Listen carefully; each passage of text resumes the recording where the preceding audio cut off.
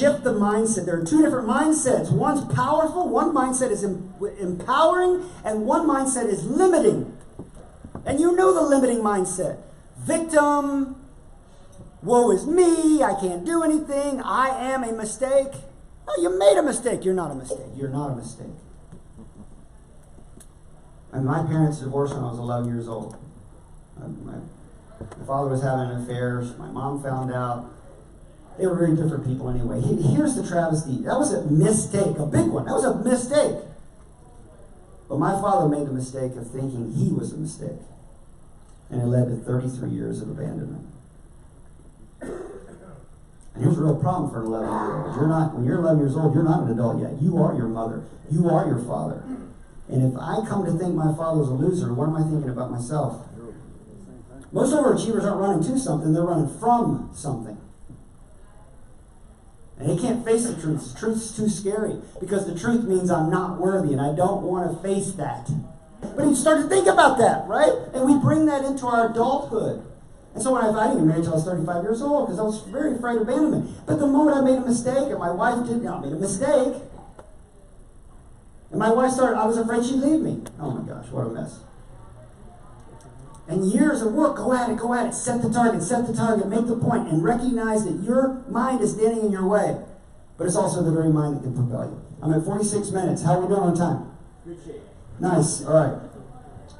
So let's talk about A plus B equals C. I'm gonna knock off at 60. Does that work? I think it brings it on the time, all right? So A plus B equals C. Adversity. So life is going to happen to you. It has happened to you your whole life, and it will continue to happen to you. Really bad stuff is likely to happen to you. I'm sorry to tell you that. If you got any moments of peace and no pain, just be on your knees in gratitude.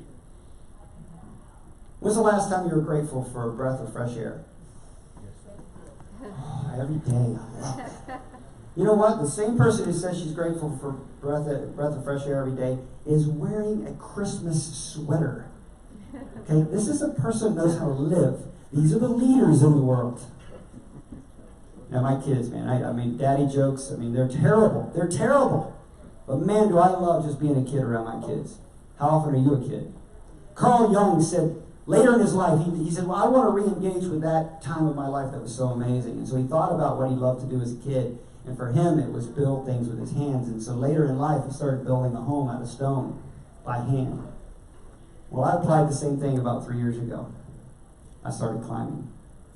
Now, here's the thing. I didn't do it consciously. It just sort of unfolded. I saw this guy, Matt Walker, speak in 2015. Next thing you know, I'm climbing a rock face at Red Rocks Canyon outside of Vegas in 2016. That led to Kilimanjaro and so forth, and now Mount Everest. But as I reflected on my childhood, when I was a kid, I was always in a tree. And because I was willing to maybe go there and think about that, I had a memory come to me that's, 51 years old. I hadn't thought this thought in 51 years. When I was 5 years old, we were moving to a new neighborhood to get me into this school in Huntsville, Alabama. University Place Elementary School. And my parents would pull up at every house we looked at and let me get out of the car, run to the backyard to see if there was a tree I could climb. I was 5. What modern day parents are what? We want no trees that are climbable. Right? That's a whole other speech.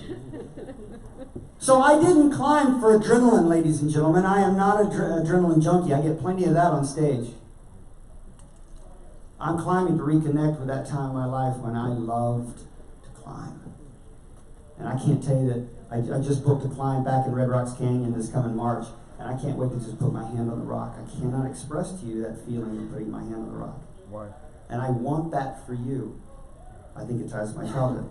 Why do I have that feeling? It ties to my childhood. Oh, so it's unbelievable. So, but going back to A plus B equals C. So I would highly recommend that you get the Daily Stoic. See, it's not enough that we just learn something. We got to work it into our lives. Some say pray it into your soul, right? It's what you do in repetition that drives transformation. Let me say that again. It's what you do in repetition that drives transformation. So those daily disciplines, hitting your mark. In fact, we just recorded a video about hitting your mark.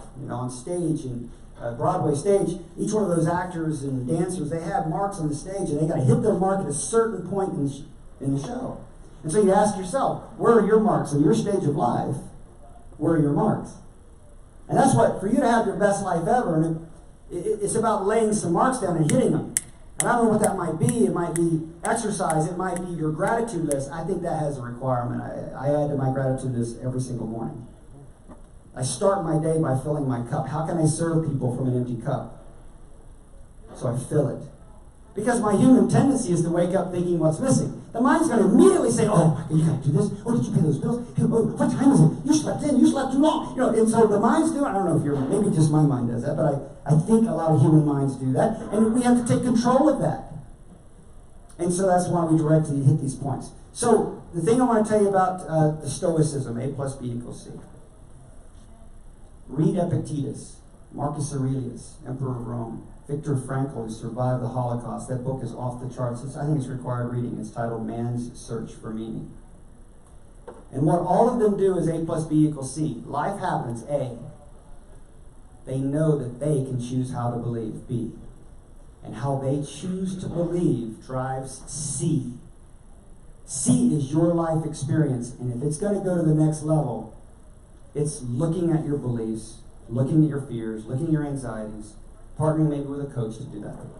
And so finally, I want to close with number 5. Key number 5. So key number 5, this is an idea that came to me on a vacation in Lancaster, Pennsylvania. I was in a farmhouse. We had done my kids were really young. This actually came to me several years ago. And I woke up, Amish country, yes, and I woke up at 2 a.m., and all of this came to me. I've been asking a lot of why questions. And this came to me, and I shared it for a while, and then I got away from it. I don't know why I got away from it. I want to close with this, because I think this will give you some higher consciousness and steps in importance to implement, to use these keys that I've shared with you today. So this line here represents, I haven't shared this in a long time, so bear with me, represents a conveyor belt. So let's say the next time you go to the airport. Imagine at the airport, you get there, and there's a conveyor belt. You get on those things a little bit more efficient. By the way, real efficient if you're running on those things. And I'm finished 7 minutes. So imagine it leads into a cave. Imagine it leads into a cave. You cannot see where it's going. And there are no signs. How many of you want to get on that conveyor belt? Right? Okay? Here's the point. You're on it already. It's called your life. Every day you move into the unknown. And your mind doesn't like it. It fears it. And why does your human mind, fear the unknown? Because in that unknown future, we all die. Thank you for coming. Leave you on an upbeat there for the new year. So here's sorry. That's why I ask this why question all the time. So here's the thing: all of our potential, all of our possibilities exist in the same place. We die, and if we don't apply our will to go after that future, we will live fearful of it. So that's what I'm inviting you to do now. I'm inviting you to close your IRA and open an IAR. Now, this isn't the IRA you think about. All right, so here we go. These 3 letters mean something. I stands for intention. Intention. R stands for retention. And A stands for attention. They're on the same spot on these circles, okay? So life's going this way. The natural intention of your brain is to retain what it's already learned. I'm sorry there's a post for some of you can't see this. The natural intention of the brain is to retain what's already, it's called continuity of consciousness. When you woke up this morning, you didn't have to learn how to drive a car again. Think about how much you carry into the next day. Even though you lose consciousness at night, your brain carries it to the next day. It's incredibly powerful. You can get compounded knowledge, right? You can read and learn and read and learn. But the brain, what it does is it wants to retain everything you've learned, including the things you want to forget. And in order for it to retain, it puts its attention on that which will help it retain. Before I reconciled with my father, I didn't think he was funny. And every time he told a joke, I didn't laugh. Because I see through your joke. Your father abandons his kids, right? By the way, my father only abandoned me about 5 years. I abandoned myself for 27 years. I decided to think about my father in a certain way that limited our ability to get back together. And with professional help, I managed to reconcile with him 12 years ago. And I believe I am still with my own kids to this day because of that. In the ancient text, it says, honor thy mother and thy father. I was in Chicago giving this presentation several years ago. I was in the north side of Chicago. And I said, it says in the ancient text, honor thy mother and thy father. And I'm telling you, I don't even know if it's true now. It feels so crazy. I know it's true. I was there, but it feels like a dream. This Jewish guy stands up. I mean, he was right out of Fiddler on the Roof. I mean, he had the vest, he had the beard, he had the glasses, right? And he says, I said, honor thy mother and father. And he says, and you will reap the blessings on earth, or however the rest of that verse goes, something like that. And the moment he said those words, tears came to my eyes. Because I just recently reconciled my father. And I was already feeling the blessings of that. Now, I don't honor the choices my father made, but I honor the potential he had. Just because that potential didn't manifest.